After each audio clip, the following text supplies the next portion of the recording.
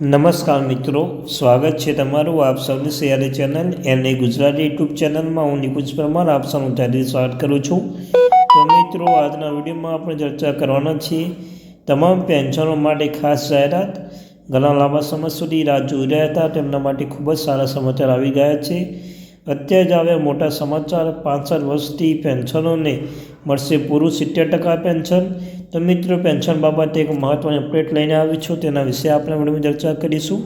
ચર્ચા કરતાં પહેલાં ચેનલ પર નવા છો, ચેનલ સબસ્ક્રાઈબ કરી લો. તમને ચેનલ પર સરકારી કર્મચારી, નિવૃત્ત કર્મચારી, પેન્શનધારક બાબતે, તેમના પગાર બાબતે, ડીઆરએચઆરએ અન્ય કોઈપણ અપડેટ આવે તો પણ તમને જાણ કરવામાં આવશે. તો આપણી આ ચેનલને સબસ્ક્રાઈબ કરી લેજો. વિડીયોને અવશ્ય લાઇક કરવાનું ભૂલશો નહીં. તો ચાલો જાણીએ વિગતવાર માહિતી. તો મિત્રો, પેન્શનધારકોના પેન્શનમાં વધારા લઈને ખૂબ જ સારા સમાચાર આવ્યા છે. 1 જાન્યુઆરી 2025થી પેન્શનધારકો માટે પેન્શન નિયમમાં મોટો ફેરફાર થવા જઈ રહ્યો છે.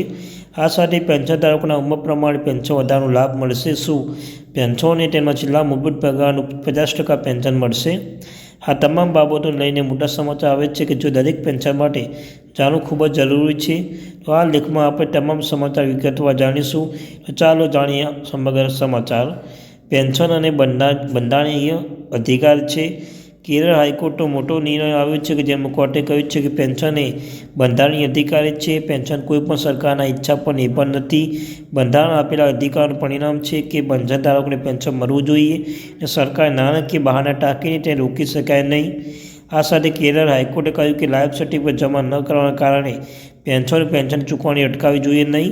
પ્રથમ બેંક કર્મચારીઓએ પેન્શનધારકના ઘરે જઈને પેન્શનોના જીવન પ્રમાણ કેમ રજૂ કર્યું નથી તેનું કારણ શોધી કાઢજો. જો પેન્શન જીવિત હોય તો તેનું જીવન પ્રમાણ તે જ સમયે રજૂ કરવાનું રહેશે. જીવન પ્રમાણ રજૂ ન કરવાના કારણે પેન્શન અટકાવવું જોઈએ નહીં. EPS 95 પેન્શનની મહાન ભેટ છે. EPS 95 પેન્શન માટે ખૂબ જ સારા સમાચાર આવે છે. 1 જાન્યુઆરી 2025થી EPS 95 પેન્શનને કોઈપણ બેંકમાંથી પેન્શન ઉપાડી શકશે. EPS 95 પેન્શન માટે હવે સિસ્ટમ અપડેટ કરવામાં આવી છે. હવે પેન્શન સિસ્ટમ CPPCમાં સુપરવિઝન કરવામાં આવી છે, જેના કારણે પેન્શનધારકોને કોઈપણ બેંક શાખામાંથી પેન્શન મેળવી શકશે. પછી ભલે તેનું ખાતું કોઈપણ બેંકમાં હોય અને તેઓ દેશની કોઈપણ બેંક શાખાઓમાંથી પેન્શન મેળવી શકતા હોય.